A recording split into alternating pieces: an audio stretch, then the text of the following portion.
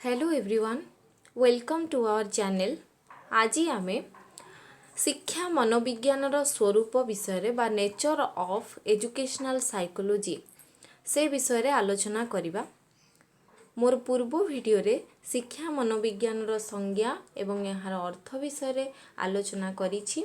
जो माने वीडियोटी देखि नांती से माने प्रथमे देखि नियंतु, जहा फल रे आपण शिक्षा मनोविज्ञान स्वरूप विषय रे जानि परिबे। तेबे आसंतु ए स्वरूप रे कौन कौन सब पॉइंट माने आसुची से विषय रे देखिबा।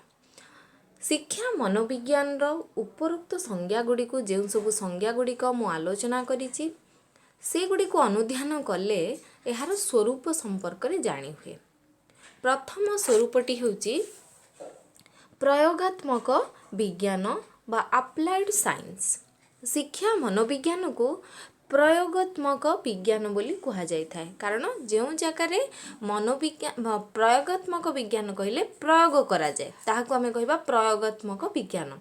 एहार कारण मनोविज्ञान एक स्वतंत्र विज्ञान अटे। जेहेतु मनोविज्ञान एक स्वतंत्र विज्ञान अटे तो एठारे एहाको जेतेबेले शिक्षा क्षेत्र रे प्रयोग करा जाए ताहाको शिक्षा मनोविज्ञान बोली कहा जाय थाए। जेतेबेले शिल्प संस्था मानकर कार्य करुथिबा श्रमिक मानक व्यवहार संपर्क रे अनुध्यान करिबा उद्देश्य रे व्यवहार करा जाए सेतेबेले एहाको शिल्प संस्था संबंधी विज्ञान बोली कहा जाय थाए।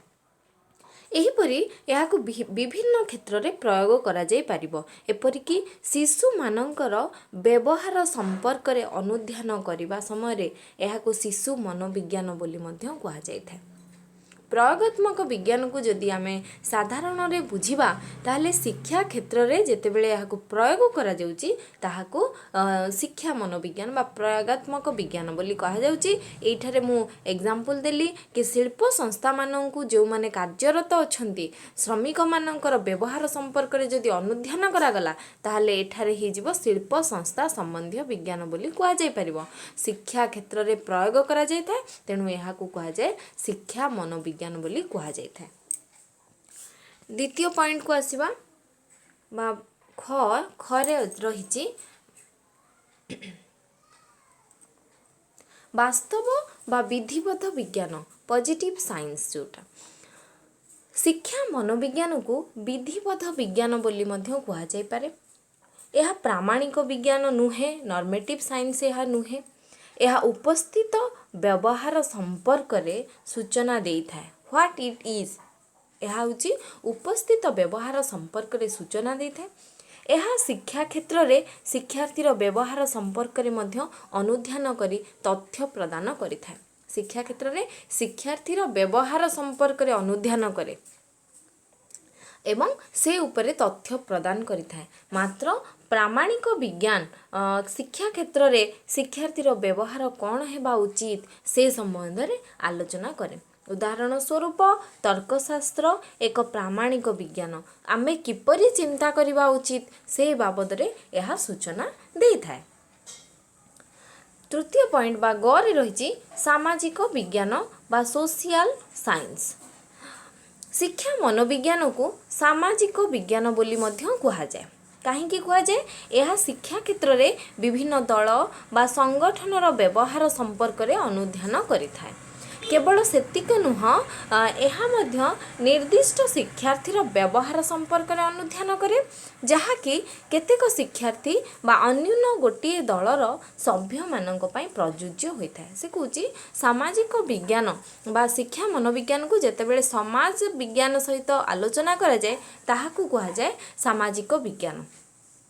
यह जेतेबेले शिक्षा क्षेत्र रे विभिन्न दल बा संगठन रे व्यवहार संपर्क रे अनुध्यान करि थाए ताहाकू आमे कहूचु सामाजिक विज्ञान बोली।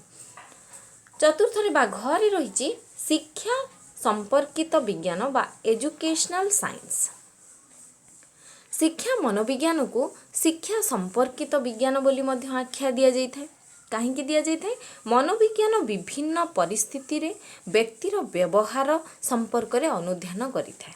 मनोविज्ञान रो काम होचे कि से विभिन्न परिस्थिति रे व्यक्तिर व्यवहार संपर्क रे अनुध्यान करि थाए। करुथिबा बेले शिक्षा मनोविज्ञान रो काम केवल शिक्षा क्षेत्र रे शिक्षार्थी को अनुध्यान करिबा। तेणु एहाकु आमे कहिबा शिक्षा संपर्कित विज्ञान बोली कुहा जाई पारे।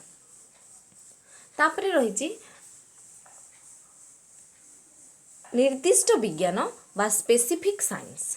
निर्दिष्ट विज्ञान बा स्पेसिफिक साइंस शिक्षा मनोविज्ञान एक निर्दिष्ट विज्ञान अटे।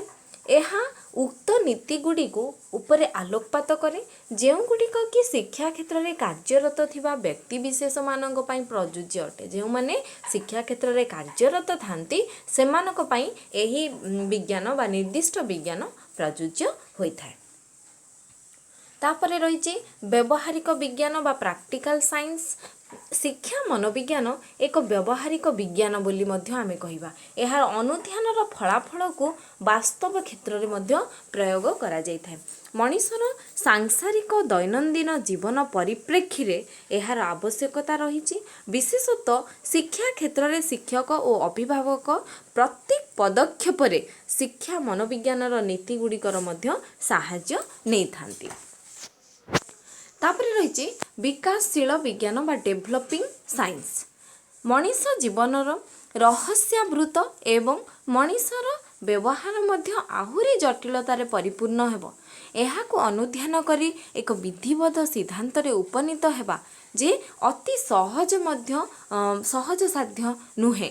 तेणु शिक्षा क्षेत्र रे मनीषर व्यवहार अनुध्यान करिबा उद्देश्य रे अनवरत गवेषणा चालू रही। उपरोक्त कारणरू शिक्षा मनोविज्ञान को एक विकासशील विज्ञान बोली मध्य कुहा जाय। काहेकि ना एहाकु आमे अनुध्यान करिबा बा विधिबद्ध सिद्धांत रे उपनीत हेबा पई एहा मध्य सहज साध्य नुहे। तेणु शिक्षा क्षेत्र रे मनीषर व्यवहार अनुध्यान करिबा उद्देश्य रे ही एहार गवेषणा चालू रहिता। तापर रहिछि जीव विज्ञान बा बायोलॉजिकल साइंस। शिक्षा मनोविज्ञान जीव मनीषर व्यवहार संपर्क रे अनुध्यान करुथिबारु एहाकु जीव विज्ञान बोली कुहा जायथाय। एहा निर्जीव मानक संपर्क रे अनुध्यान करि न थाए। काहेकि उदाहरण स्वरूप पदार्थ विज्ञान सजीव मानक उपरे कोनोसी अनुध्यान करि न थाए। देखिबा जदि उदाहरण ताले पदार्थ विज्ञान सजीव मानक उपरे कोनोसी अनुध्यान करि न थाए। तेणु करी कुहा गला कि एहा हेउची एक जीव विज्ञान। लास्ट पॉइंट शिक्षण तत्व विभाग बा एकाडेमिक डिसिप्लिन। जी लेस्टर एंडरसन शिक्षा मनोविज्ञान को एक शिक्षण तत्व विभाग बोली कहिसंती। पदार्थ विज्ञान रसायन विज्ञान इतिहास भूगोल भली शिक्षा मनोविज्ञान एक शिक्षण तत्व विभाग बोली कुहा जायछि। जदि मु एई सबु जो स्वरूप गुड़िक आलोचना कली ताहाकु जदि मु संक्षिप्त रे आलोचना करे ताहले प्रयोगात्मक विज्ञान कहिले शिक्षा क्षेत्र रे मनोविज्ञान रो प्रयोग करा जाउथिबारु शिक्षा मनोविज्ञान को प्रयोगात्मक विज्ञान बोली कुहा जाय। जदि देखिबा आमे वास्तव बा विधिबद्ध विज्ञान कौन करिबा ताहले विधिबद्ध विज्ञान शिक्षा मनोविज्ञान मनुष्यर उपस्थिति व्यवहार संपर्क रे सूचना देउथिबारु एहाकु आमे वास्तव बा विधिबद्ध विज्ञान बोली कुहा जाय। तापर रही सामाजिक विज्ञान। शिक्षा मनोविज्ञान शिक्षा क्षेत्र रे विभिन्न दल बा संगठनर व्यवहार संपर्क रे अनुध्यान करुथिबारु एहाकु सामाजिक विज्ञान बोली मध्य कुहा जायथाय। शिक्षा मनोविज्ञान केवल शिक्षा क्षेत्र रे मनीषर व्यवहार संपर्क रे अनुध्यान करुथिबारु स्वरूप दृष्टि एहाकु शिक्षा संपर्कित विज्ञान बोली मध्य नामकरण करा जायछि। तापर देखिबा स्पेसिफिक साइंस कौन। स्पेसिफिक साइंस कहिले निर्दिष्ट विज्ञान बा शिक्षा मनोविज्ञानर नीति गुड़िक केवल निर्दिष्ट क्षेत्र रे बा शिक्षा क्षेत्र रे प्रयोग करा जाउथिबारु एहाकु निर्दिष्ट विज्ञान बोली कुहा जाय। तापर रहिछि प्रैक्टिकल साइंस। शिक्षा मनोविज्ञानर नीति गुड़िक दैनन्दिन जीवन रे प्रयोग बा व्यवहार करा जाउथिबारु एहाकु व्यावहारिक विज्ञान बोली कुहा जायथाय। तापर रही जीव विज्ञान। जीव विज्ञान शिक्षा मनोविज्ञान जीव मानकर व्यवहार संपर्क रे अनुध्यान करुथिबारु एहाको जीव विज्ञान बोली कुहा जाय। मझिरे गोटे छाड़ी गले विकासशील विज्ञान।